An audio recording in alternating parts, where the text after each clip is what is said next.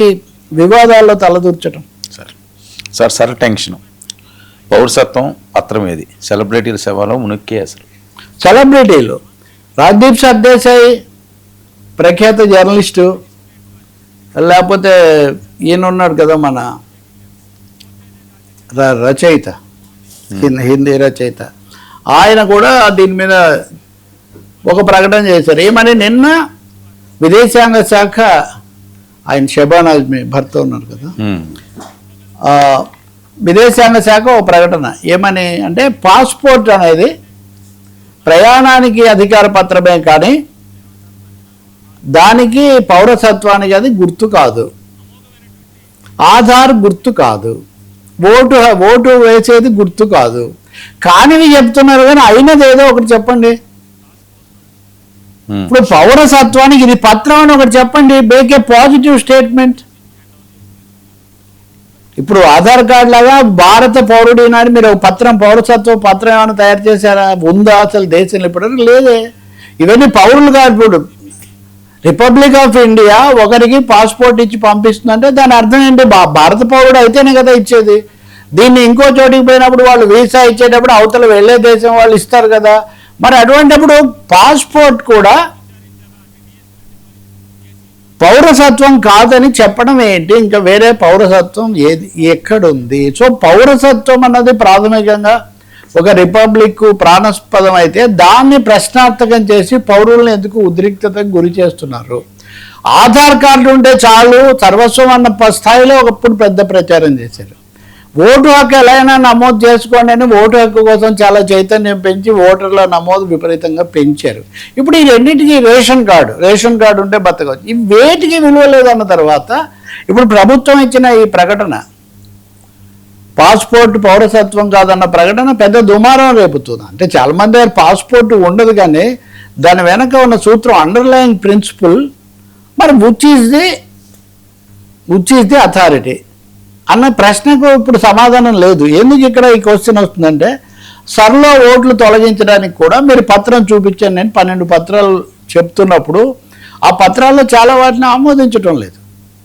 పౌరసత్వాన్ని నిర్ణయించాల్సింది ఎన్నికల సంఘం కాదు, ఎన్నికల సంఘం కూడా పరిశీలించవచ్చు అది మాత్రం సుప్రీంకోర్టు చెప్పింది. కానీ పరిశీలించడం కోసం నేను పాస్పోర్ట్ ఇస్తే మీరు అది పౌరసత్వ పత్రం కాదు అంటే ఇంకేది పౌరసత్వం? కాబట్టి దీని మీద వీళ్ళిద్దరూ చాలా కీలకమైన జావేద్ అఖ్తర్, రాజ్దీప్ సర్దేశాయ్ ఇలాంటి వాళ్ళకే చాలా సందేహాలు వచ్చాయి. ఏంటి మరి మా పౌరసత్వం ఏంటి అని. ఎందుకంటే భట్టి విక్రమార్క గారు ఉప ముఖ్యమంత్రి, ఆయన ఒక మాట చెప్తున్నారు, మల్లు భట్టి విక్రమార్క అని ఒక చోటు ఉంది, భట్టి విక్రమార్క మల్లు అని ఒక చోటు ఉంది, నా ఓటుకే ఎసరు పెట్టారు, నాది కూడా ఇప్పుడు డౌట్ఫుల్గా తయారైంది అని ఆయన అంటున్నారు. అంటే ఉప ముఖ్యమంత్రులు సెలబ్రిటీలకే వచ్చినటువంటి ఒక సమస్య. పాస్పోర్ట్ను చాలామంది ఏ దేశానికి వెళ్ళకపోయినా రెన్యూ చేసుకునేవాళ్ళు, అది చాలా వాటికి ఉపయోగపడుతుందని. ఇప్పుడు ఒక్క దెబ్బతో అది చెల్లకుండా పోతుందని, అది కూడా ప్రోయాక్టివ్ ప్రకటన ఏమీ అవసరం కూడా లేదు. ఇప్పుడు ఈయన అమిత్ షా ఏమో దేశంలో పౌరుల ప్రక్షాళనకు నేను సరైన స్కీమ్ రూపొందించానని ఈరోజు మీడియాలో అంతా కనిపిస్తుంది. ప్రభుత్వం పౌరుల ప్రక్షాళన పరిశీలన కోసం కమిటీ ఏర్పాటు చేసింది. విదేశాల నుంచి వచ్చిన చొరబాటుదారులను ఏరి పారేస్తామని ఒక కమిటీ వేశారు. ఈరోజే మన బీజేపీ అధ్యక్షులు రామచంద్రరావు గారు ప్రకటన చేశారు, ఏదేమైనా సర్వ విషయంలో రాజీ పడేది లేదు, రోహింగ్యాలను బంగ్లాదేశీయులను ఒక్కరిని కూడా ఉండనేయం, ఒక్కరికి కూడా ఓటు రానివ్వం అని. అంటే ఎటు తిరిగి ప్రక్షాళన కంటే నిర్మూలన అనే దిశలో ఇది ఎక్కువగా జరుగుతుందన్న సందేహం ప్రతిపక్షాలకు, ముఖ్యంగా ప్రతిపక్షాలకు లేదా బీజేపీ ఇతర పక్షాలకు, అది ఆఖరు తెలుగుదేశం లాంటి మిత్రపక్షాలకు కూడా ఈ సందేహం పట్టుకున్నటువంటి ఒక పరిస్థితి వచ్చింది. ఇంకా ఏపీలో అయితే వాళ్ళిద్దరు కొట్లాడుకుంటున్నారు. కాబట్టి పౌరసత్వం దాని పేరే పౌరుడు అయితేనే కదా ఇండియన్ సిటిజన్ కాని వాడికి. ఇప్పుడు ఏమంటున్నారు తెలుసా, ఓటు హక్కు ఓటు వరకు అది చూసుకుంటుంది, విదేశాంగ శాఖ అంతవరకు చూసుకుంటుంది, విదేశాలకు పంపడం వరకు, విద్యాశాఖ మీ సర్టిఫికేట్ అంతవరకు ఇస్తుంది, రేషన్ కార్డు ఉంటే రేషన్ వరకు. మొత్తానికి ఏంటి సార్, ఇంకా నేను బుద్ధుడు ఒక చోట చెప్తాడు, నువ్వు ఎలా వచ్చావు బుద్ధుడు అంటే రథంలో వచ్చాను. రథం అప్పుడు అడుగుతాడు అతను, అన్నీ కలిస్తేనే. రథం అంటే గుర్రాలు కాదు, రథం అంటే చక్రం కాదు, రథం అంటే ఆ నిర్మాణం కాదు, అన్నీ కలిస్తే రథం అని. ఇవన్నీ కలిస్తేనే కదా పౌరసత్వం. కాబట్టి పౌరసత్వం మీద ఒక తీవ్రమైన దాడి జరగబోతుంది. ఈ ప్రకటన తర్వాత ఇంత ముఖ్యమైన వ్యక్తులు వెలిబుచ్చుతున్న ఈ సందేహం ఖచ్చితంగా దాన్నే సూచిస్తుంది. ఈ క్రమంలోనే ఇప్పుడు సర్ మీద విపరీతమైన నిరసన ప్రదర్శనలు, ఆందోళనలు, ఇప్పుడు 2-3 చోట్ల మనం చూసిన అనుభవాలు కూడా చాలా భయపెడుతూ ఉన్నాయి. ముఖ్యమంత్రి రేవంత్ రెడ్డి కూడా ఆయన ఢిల్లీ పర్యటన నుంచి రాగానే నిన్నే వాళ్ళతో సమావేశమయ్యారు. ఆయన ఎంతవరకు వెళ్ళారంటే, మీకు సర్ తీవ్రత తెలియట్లేదు,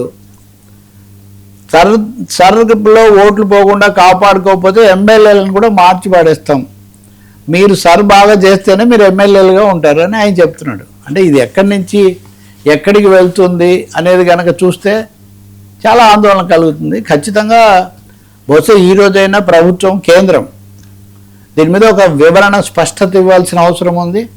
అన్ని పత్రాలని ఇలా ఎలిమినేషన్ ప్రాసెస్ కాదు, ఇంక్లూజివ్ అప్రోచ్, సమ్మిళిత ధోరణి, అందరినీ కలుపుకొచ్చే ధోరణి తీసుకోవాల్సిన అవసరం ఉంది. కానీ అది చెల్లదు ఇది చెల్లదు అని చేసుకుంటూ పోతే మటుకు చాలా ఇది కలుగుతుంది. ఇదంతా పౌరసత్వానికి ఎసరు పెట్టేటైతే భారతదేశం ప్రపంచంలో మన రాజ్యాంగం చాలా గొప్పది. ఎందుకంటే ఇంక్లూజివ్, కుల, మత, ప్రాంత, వర్ణ, లింగ,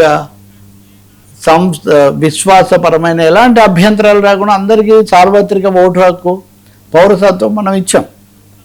కాబట్టి ఇప్పుడు అమెరికాలో కూడా మీరు చూస్తే గ్రీన్ కార్డు హోల్డర్ల మీద దాడి జరుగుతుందని ప్రపంచంలో ఇది ఒక ధోరణిలాగా ఉంది. ఈ కన్జర్వేటివ్ వేవ్ ఒకటి ప్రపంచాన్ని కుదిపేస్తుంది. మనం దాంట్లో చిక్కుకోకుండా ఉండటం చాలా అవసరం. సార్ ఇరాన్తో నో గేమ్స్, హార్మోజ్లోనే కంట్రోలు, ఇండియా ఏం చేస్తుంది?